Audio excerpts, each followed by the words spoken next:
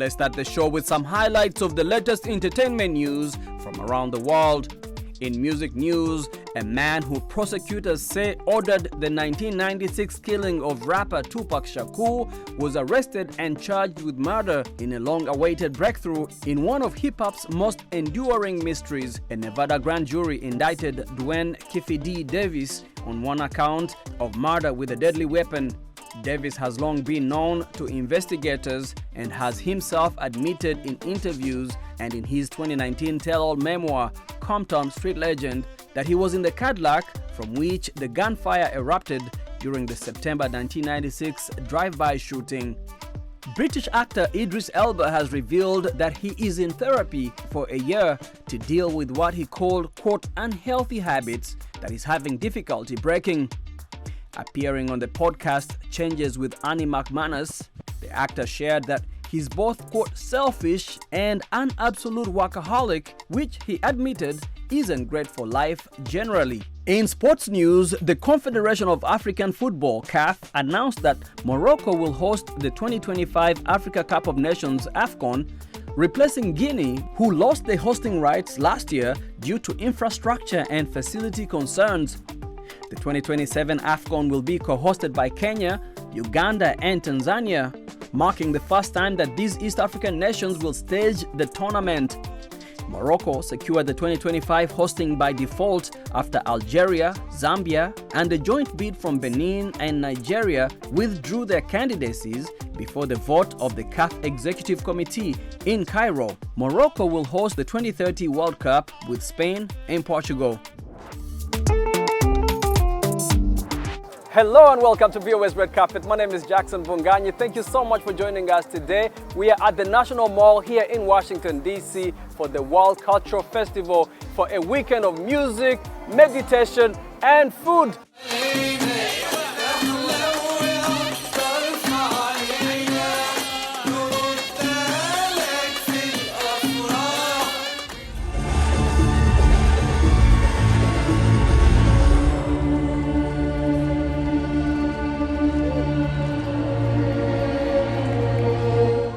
The festival aims to celebrate and promote cultural diversity, foster peace, and enhance global harmony through a showcase of cultural performances, music, dance from various parts of the world. Let's take a look. Thousands of people representing various indigenous cultures descended on the National Mall for 3 days of captivating performances and speeches to celebrate and foster global peace and harmony. The festival is organized by the Art of Living Foundation, a volunteer-based organization with programs in over 180 countries. The founder, renowned spiritual leader Gurudev Sri Sri Ravi Shankar, says that the festival provides a platform to celebrate global cultures.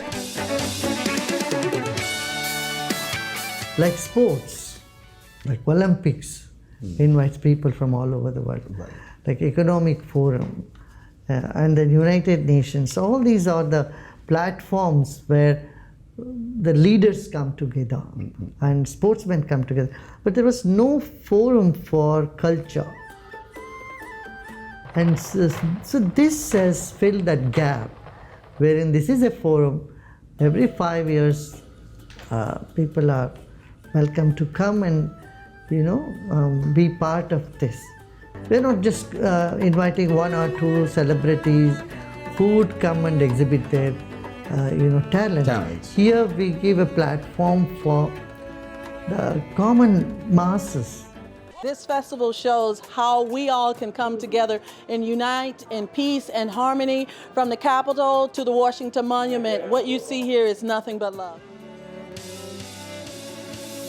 Ban Ki-moon, the 8th Secretary General of the United Nations, underscored the importance of culture in promoting global peace and harmony. One of the three primary responsibilities and target of the United Nations is to promote peace and harmony among people. This really helps to promoting peace and harmony among many different kinds of cultures and different people, ethnicities from all around the world.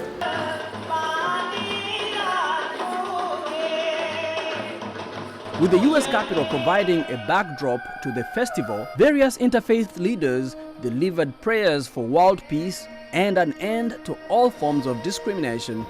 We can all coexist with our differences. From all cultures, walks of life, and all mindsets, we can be together amidst the diversity and the difference. We can not just coexist, but we can celebrate each other's differences, and we can see the beauty in the differences.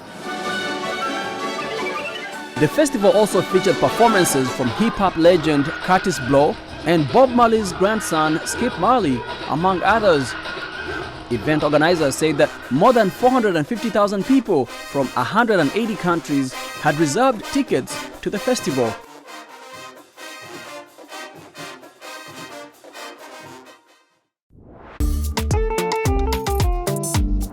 We also spoke to a couple of artists that will be performing here this weekend, and here are some of the voices.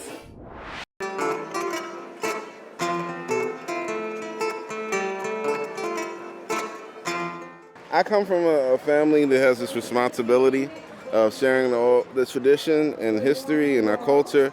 My mission is to make sure that when people, when they recognize African culture, they understand the complexities, they understand how evolved it is. Like, we're talking about cultures that are scrutinized over thousands of years, you know, and that level of evolution and an expression is something that should be appreciated by the world, and we're here to do that, to make sure people understand just how beautiful and amazing Africa is.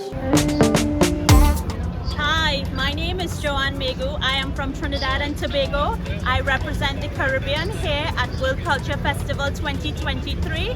Our culture originates from several years ago, where we took to the streets for freedom. This being here at World Culture Festival means a lot because it also allows us to meditate and to develop our whole self. Thank you.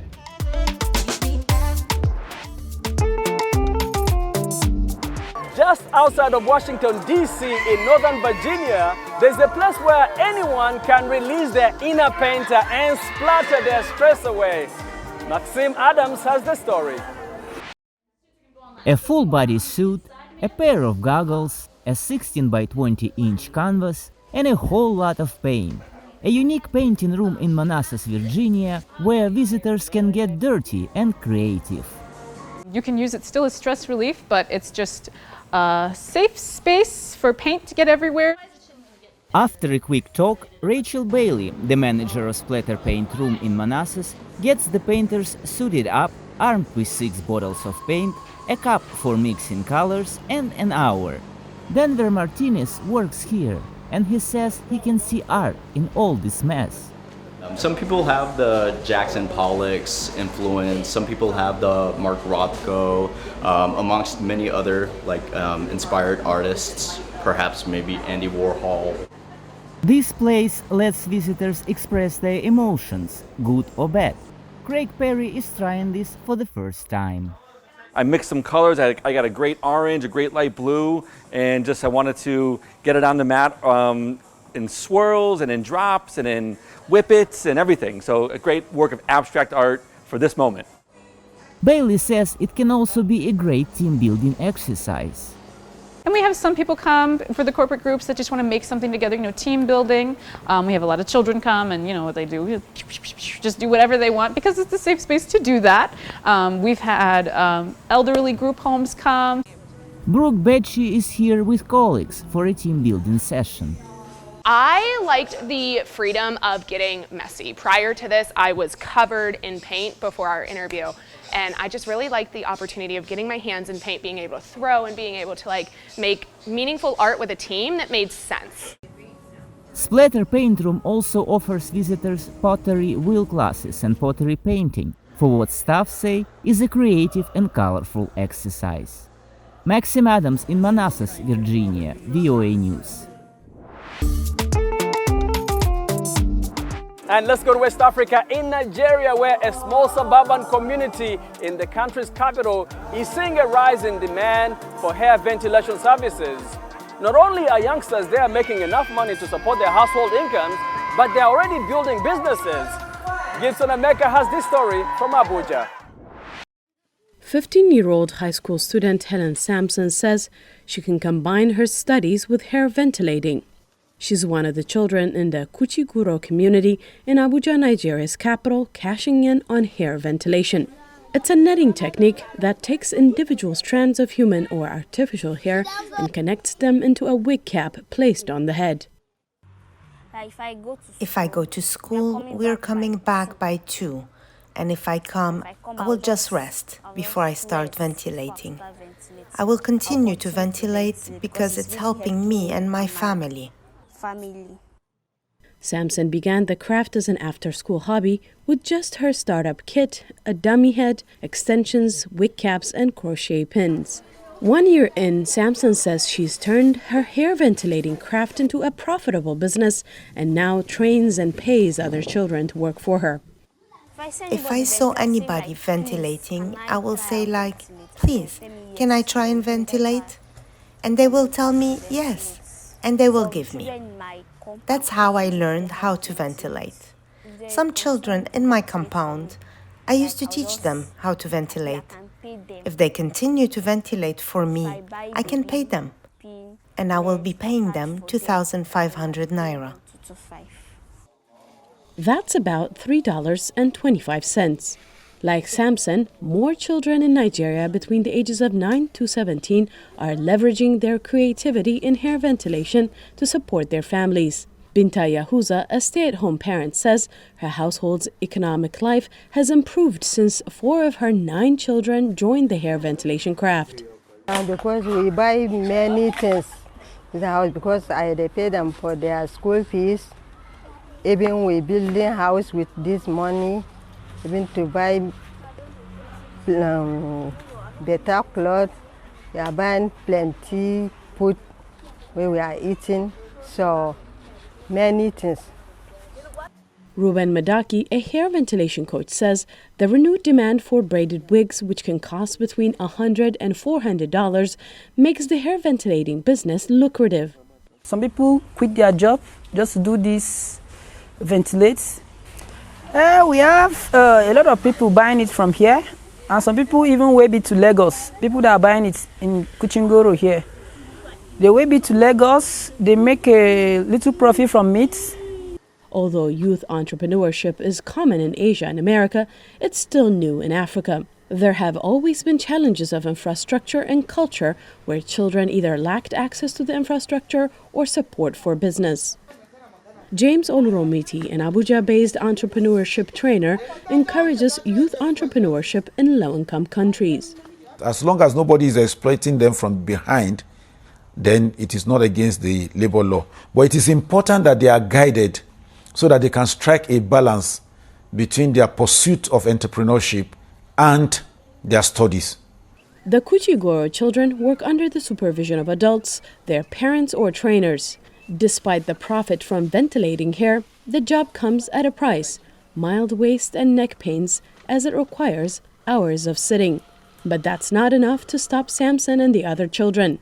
She hopes to go into the business full-time after her education. For Gibson Emeka in Abuja, Nigeria, Salim Salomon, VOA News. And with that, we come to the end of our show today. Thank you so much for hanging out with me. My name is Jackson Bunganyi. For more entertainment news, remember to check us out at voaafrica.com. We are also on Facebook, on Instagram, and on YouTube, where you can watch our videos. Remember to give us a thumbs up, like, share, and subscribe. Until next time, goodbye, everyone.